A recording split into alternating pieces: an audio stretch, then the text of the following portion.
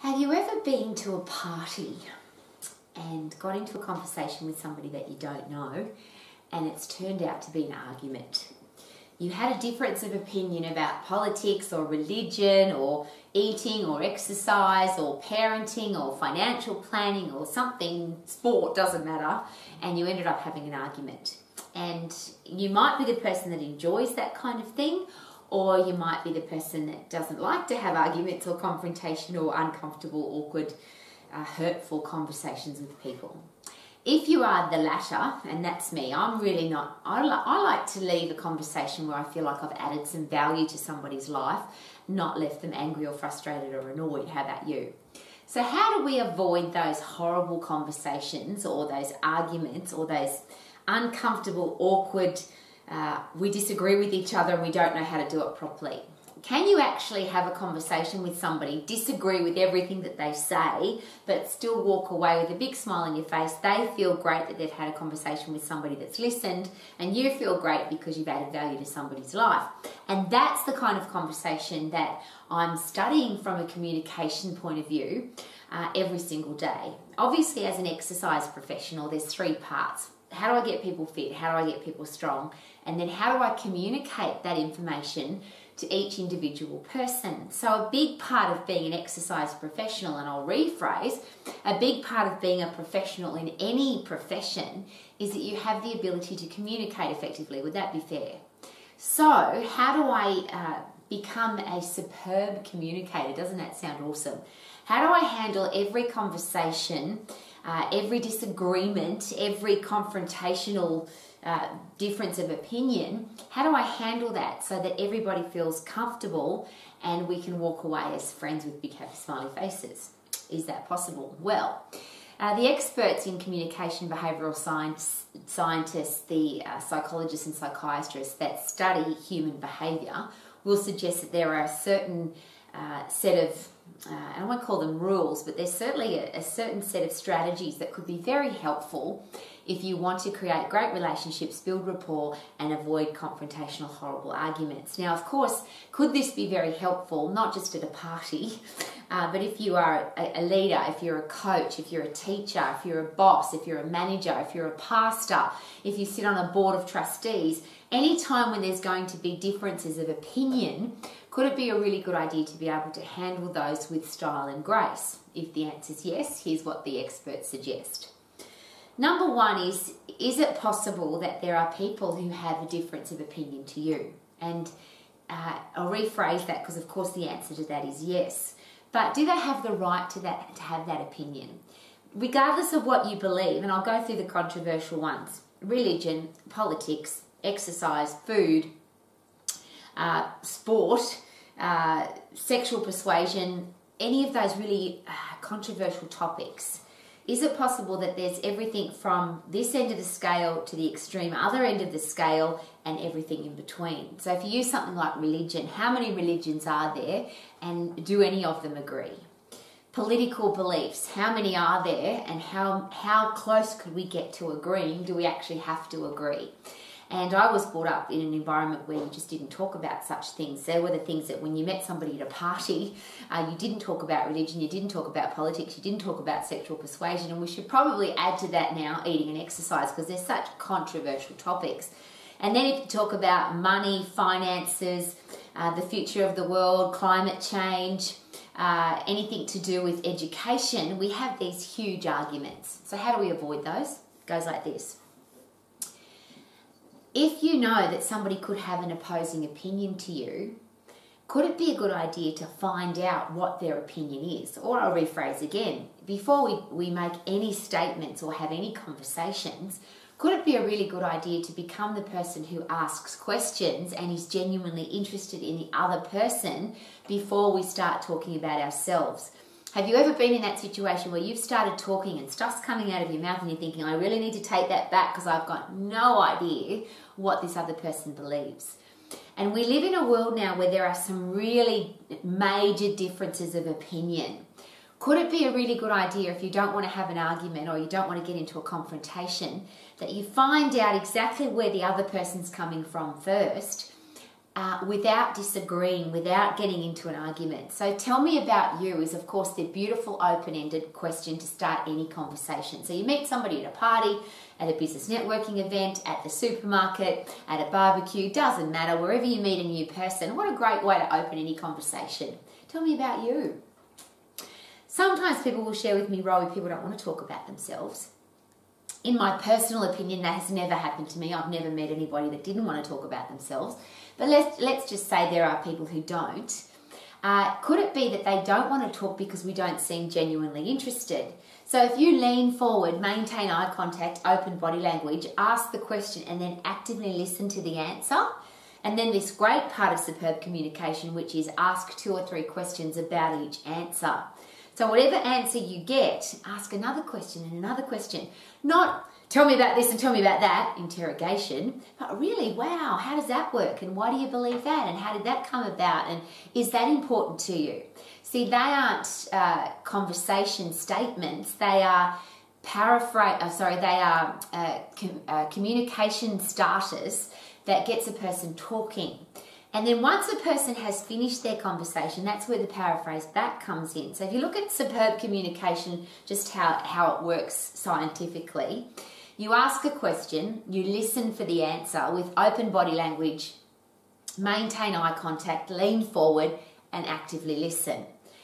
Ask 2 questions about each answer. And when you think the person has got nothing else to say, when you really think that the conversation, their part of the conversation is finished, that's when you pause. It's called pause before replying. So lean forward, maintain eye contact, open body language, actively listen, and then pause before you say anything.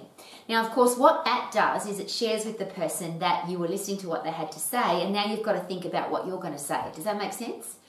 If you can start talking straight away when somebody's spoken to you first, is it possible that just by a subconscious observation, the person will think, well, I was talking, and they can start talking straight away, which means they weren't listening to what I had to say because they were thinking about what they were going to say. And if you didn't listen to what the other person said, and if you're not genuinely interested in what the other person said, is it possible that that automatically could create some kind of tension, just even subconsciously? So that if you practice this consciously, is it possible that you'll get good at it and then it just becomes natural and normal? So if you're interested in what somebody's got to say, you ask a question, then you lean forward, maintain eye contact, open up your body language, and actively listen to what they've got to say. When you think they've finished, you pause and then paraphrase back what they told you. Not word for word, because that sounds ridiculous, of course, but what if you were to say, so what you're sharing with me is that your opinion about this particular political persuasion is this. Could that automatically share with your listener that you were actually listening? Not only did you have to think about what they said before you jumped in with your opinion, but you actually listened, and you proved that you listened because you could paraphrase back. See, this is just called superb communication, and I love it. I study it every day, and even though I've been studying it every day, I'm not good at it. I'm just practicing every day because I want to be known as somebody who is genuinely interested in other people. How about you? I want to be known as somebody that has genuine interest in what another person's got to say, in other people's opinions. Is it possible that if you are only speaking, preaching, teaching, telling your opinion, that you could come across as a little arrogant? And I have done that many times in my life, and I don't want to do it anymore. How about you? So that simple system, and the reason I can say it so easily is because I've been practicing it every single day, and I run through every conversation in my head. Every time I have a conversation with anybody, after I walk away from that conversation, there's Broody walking away. He doesn't talk to me much. He just cuddles me. Isn't that gorgeous? Broody's my dog, by the way, just in case you didn't know. He's 20 years of age and the love of my life. So lean forward, maintain eye contact, open body language, actively listen, ask 2 questions about each answer, and paraphrase back.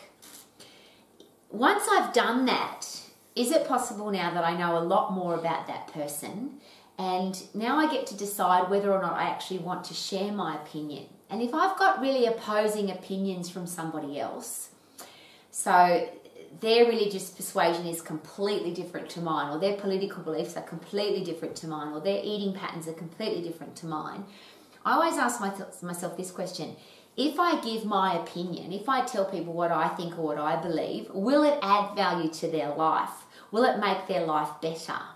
And you might say yes. If I tell them how to eat or how to exercise, it might make them healthier or fitter or stronger. But I'm really careful about that balance because I'm not sure.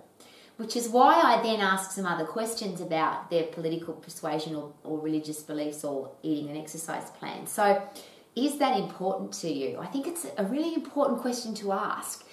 You eat that way, how important is that to you? And I always use the example, if somebody is a vegetarian for religious reasons, it could be very important to them because for some people that's the difference between going to heaven and not going to heaven. So I don't want to try and persuade them otherwise if I think that they're wrong or I believe differently, because now I know why they believe it.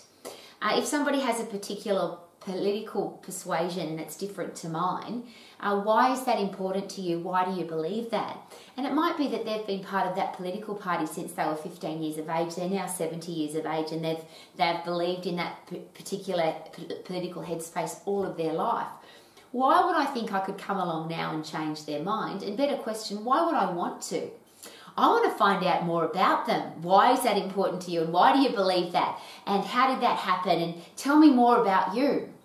And I share that so passionately because if I'm talking about me, if I'm giving my opinion, if I'm giving advice, what am I learning? I've learned that the hard way, by the way. You walk away from a conversation and you did all the talking. What did you actually learn, Rowie? Nothing. There's just gas coming out of your mouth, stuff you already know. So you're just hearing what you already know. Rowie, how can you learn anything, woman? So I'm really excited to meet new people because I get to ask questions. Tell me about you, that beautiful open-ended question. And if somebody says to me, as I shared before, but people don't want to talk, I will dig a little deeper because I want to find out about people. So what's important to you? That's my favourite question. So I ask somebody, tell me about you, and they say, what do you want to know? I will say, what's important to you? What do you love? What do you get excited about? What do you believe in? What do you stand for? What would you die for? I'm not a person that likes, as you can imagine, casual conversations. I'm not interested in talking about the weather. I'm not interested in talking about the current political, whatever's going on in the world that everybody else is talking about. I don't want to be part of that. I want to be unique and different and stand out from the crowd. How about you?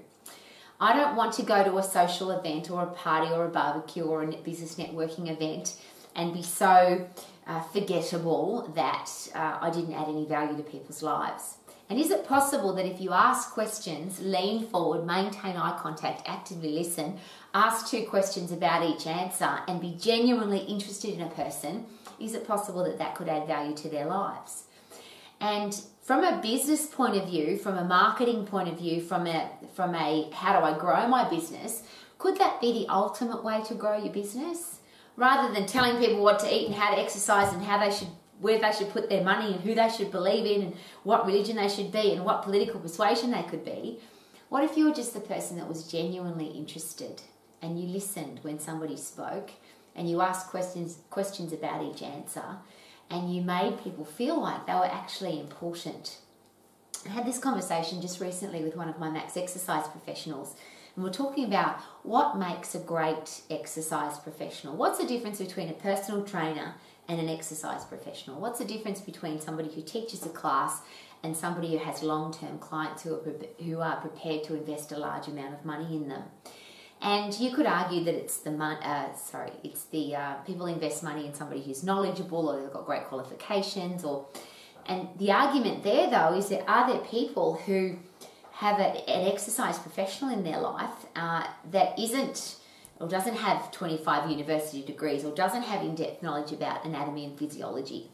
Is it important to be knowledgeable? Of course. But is it possible that people want help with their exercise program, that people want help with their medical challenges, people want help with their relationships, any of the reasons that people come to you as a professional person? Is it possible that they want somebody who gives a damn about them? Regardless of how much knowledge you've got and how much experience you've got and how many years you've been doing this amazing thing that you do, is it possible that people don't care how much you know until they know how much you care? And whether that's to build a rapport and a relationship because you meet somebody at a party and you want to take them home that night, or you meet somebody at a business networking event, you want to do business with them, or you meet your children's teacher and you want to build a relationship with the person who's going to be looking after your kids every day for 7 or 8 hours. Could be the sporting coach that you want to build a relationship with because they're the person that's going to take you to the Olympic Games.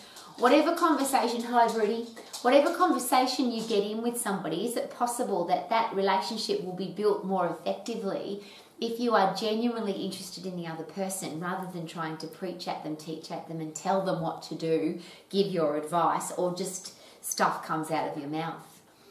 And the experts, the behavioural scientists who really understand superb communication will make this suggestion.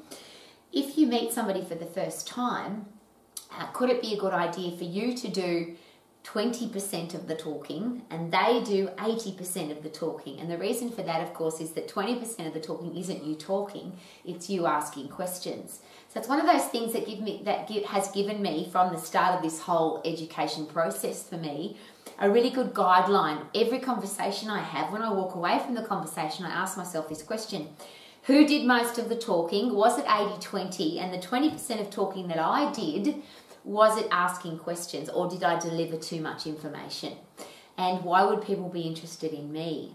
Is it possible that people are interested in the fact that you're interested in them? I won't rephrase that, I'm just going to say it again. Is it possible that people are interested in you if you're interested in them? And it's not that they're interested in you, they just love the fact that you're interested in them.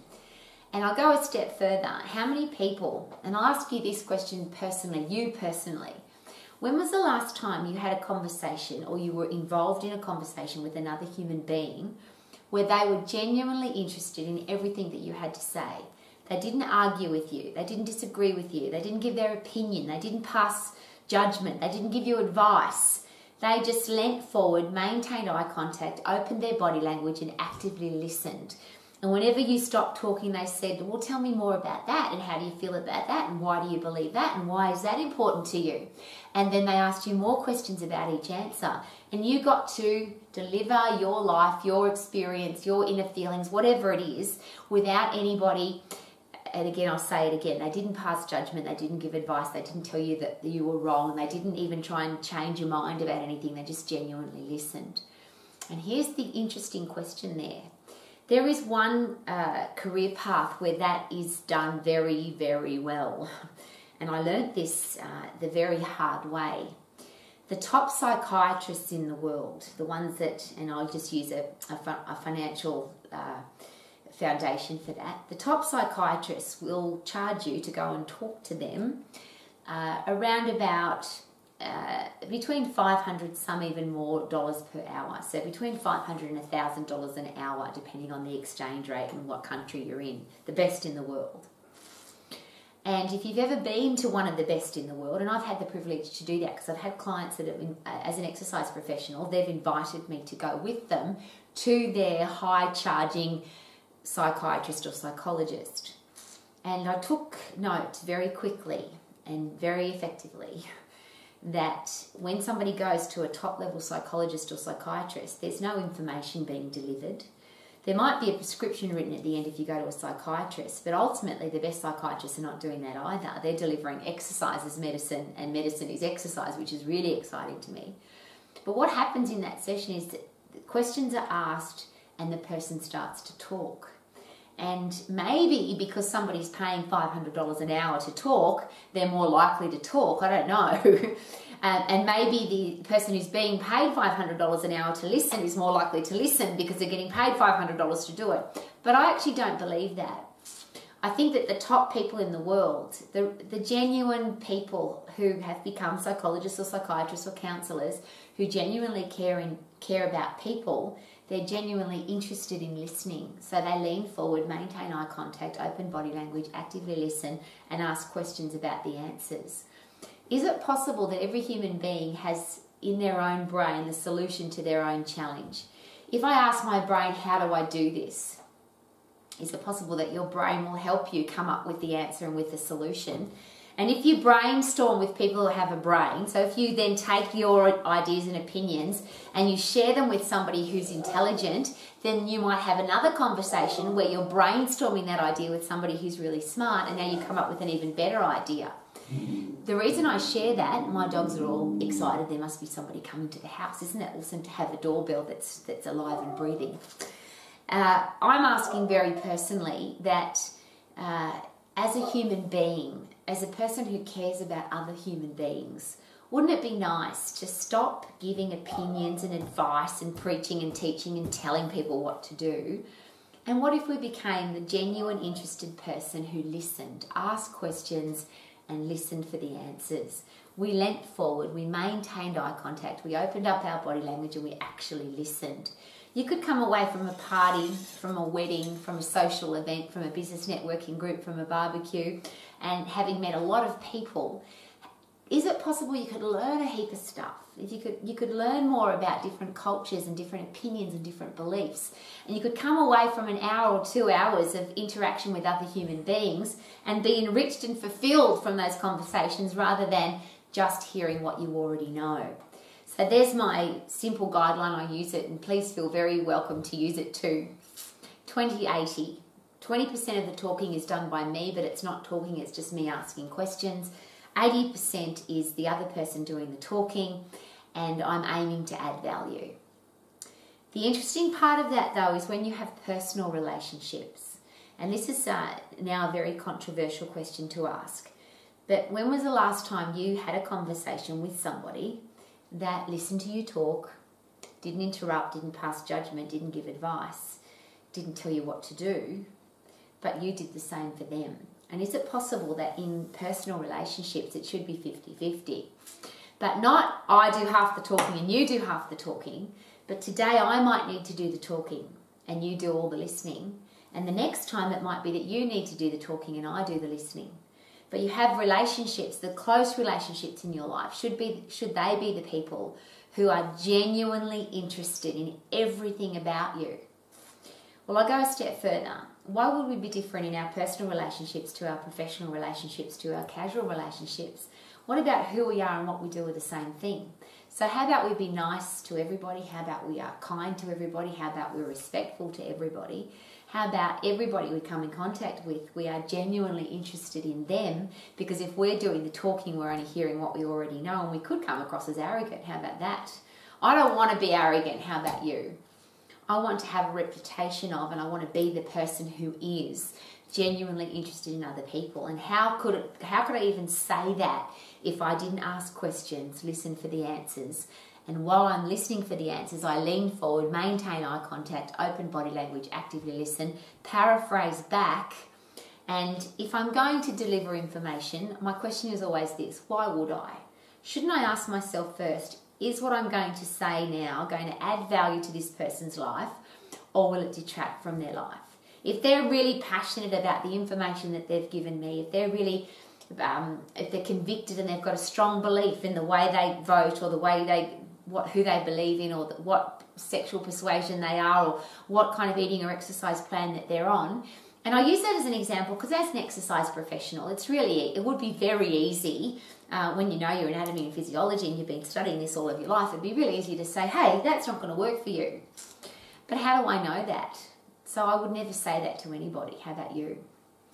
I want to hear why that's important to somebody, why they believe it. Is it adding value to their life? Is it working? And if there ever comes a stage where it's not working for them, I would like them to come back to me and ask for help and advice, because I was genuinely interested in their opinion rather than I was the person that told them what to do. So have fun at your next social event. Have fun at your next business networking event. And could it be much easier to communicate and much less scary and intimidating when everybody you come in contact with, it's just about, tell me about you, tell me about that, why do you believe that, why is that important to you? Ask 2 questions about each answer and make people feel really special, really important, and make them feel that they are adding value to your life, because they are. If somebody's sharing their life with you and sharing their opinion with you, is it possible that you could be learning? And that's totally selfish. I agree. I'm doing that because I want to learn from other people. And how can I learn from other people if I'm just opening up my big mouth and stuff's coming out of my mouth? Could you be the person that makes people feel really special? And could that be really easy?